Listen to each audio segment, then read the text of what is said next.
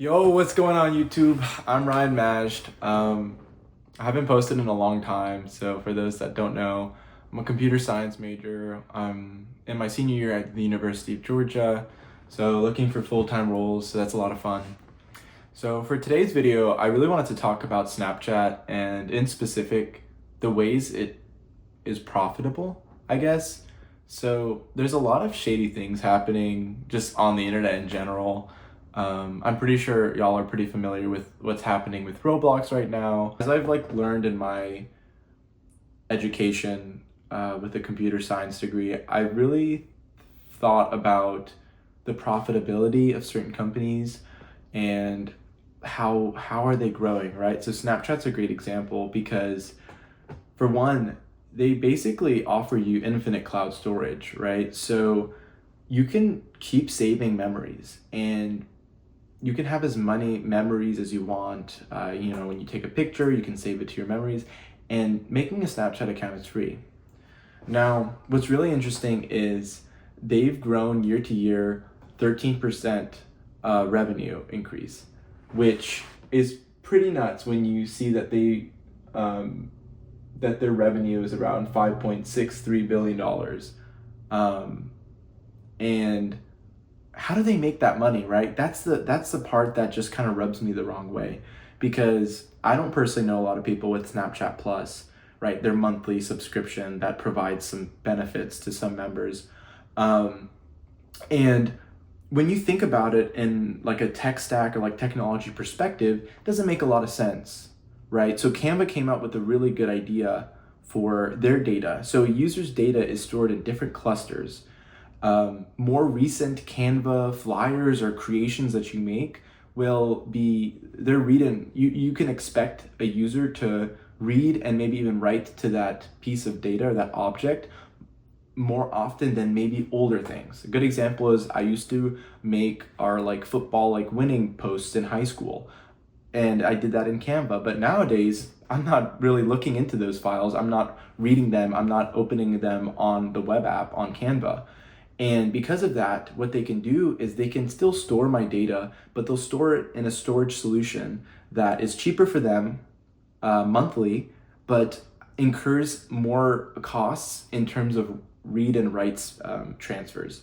So content from a high school, oh, we won blank to blank against, this football team. Those posts that I kind of made on Canva, they'll incur more of an expensive draw in terms of money from Canva's servers, because Canva's not expecting me to just scroll all the way down and open that oldest file. Now, for the newer Canva files, they expect read and write from the server to happen more often because it's a more recent flyer. Maybe I needed to change the date on it. Maybe I wanted to use one of the flyers for inspiration. So there's different clusters that they'll put the same user's data into. Now for Snapchat, how are they doing that, right? So with Snapchat, you have memories. Once a year, oh, 1 year ago today, 6 years ago today, and if y'all have had Snapchat for a long time, 10 years ago today, 8 years ago today.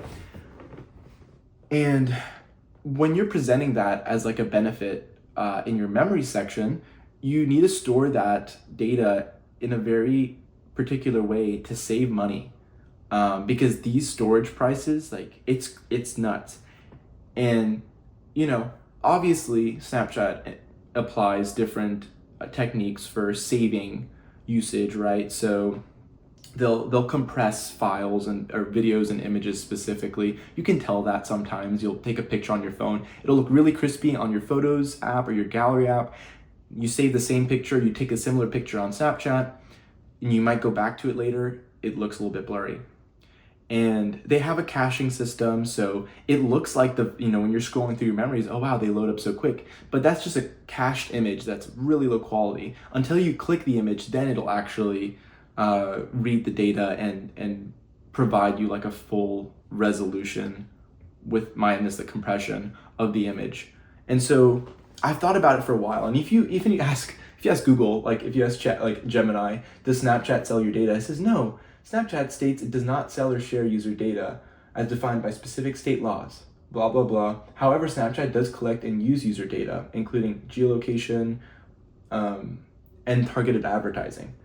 And that's the thing. It's like, how much money are they making off of your own data? What's really crazy is you kind of just get defaulted into these behaviors. An example is I started getting these fake memories on my Snapchat where it's pictures of me that were AI generated, and then AI generates me into like some anime character, or like puts a crazy costume on me. And I don't remember ever clicking accept to something that would just do that. I think throughout updates, it's been added by default. And that's really scary. Um, that's really scary. And again, back to the fact that you can just you can use a random email and just make a Snapchat account. And you basically have this cloud storage solution that's free, but you have to pay for Google Photos, you have to pay for iCloud, you have to, I personally run my cloud, my like photo storage on my server back at home. And I mean, just running that, like, it's free for me, but nobody really takes that route anymore. Everyone's focused on the cloud. The cloud is it was the next big thing, in terms of what companies were going for. And very little companies have a prem or on-prem solution. It's now all in the cloud. Why? Because in general, it saves more money, especially on the short term. But the fact is that data is just sitting out there, and with some changes into the way that they use your data, of course there's laws that protect it, but to a certain point, right? Snapchat will sell its targeting data and understand that people want to buy certain things. And it's getting kind of crazy. I don't know if y'all have seen like the discovery page, but it seems like every other, story that pops up, it's a 5-second unskippable ad. And they even started implementing ads like at the top of your friends section. So like you're not safe no matter what tab you go on, which I find like very annoying. But obviously it works because it gets people to buy Snapchat Plus. It gets people to at least view or have access to seeing those advertisements, and it still generates them revenue, even though it's a lot less revenue than if the user actually clicks on the ad. And I don't know, it's a little scary. Also, Snapchat was one of those things in middle school where it was like so cool to have, right? And all the cool people had it, and the concept is just so interesting to me. Like, and it's always been, and that's somebody who still has Snapchat downloaded on their phone, right? Like, I'm not be against people that I have it still downloaded too, and I'm a senior in college. Now, am I gonna have it after college? Probably not. I'm most likely gonna try to save my memories. There's probably open source solutions out there to download all of those memories, or maybe you can request your data, and then from there, I'll probably transfer it to another storage solution. It's kind of nuts. You take a picture of like the floor, you put a little S on it, and you just send it out. Why? Because there's a little emoji and then there's a number next to it. And then you just continuously do that. Obviously, there's things that are helpful with Snapchat where it's like, oh, they started the whole 24-hour until a snap expires and it's gone forever unless you save it to your memories. Which now I'm pretty sure that if you put a story on it, or you make a post on one of your stories, it will automatically save onto memories by default. That's what I've noticed. I don't know if that's true in general, but something else to consider. It's just a lot of money. I couldn't imagine building a business today with the same goals in mind. Now, Snapchat kind of, it had its hype, it had its investors pumping money into it, and for some reason, it's still gaining 13% revenue year over year. Snap's annual revenue, again, for 2024 says it was $5.36 billion. That's insane. And it's just so interesting how they do it.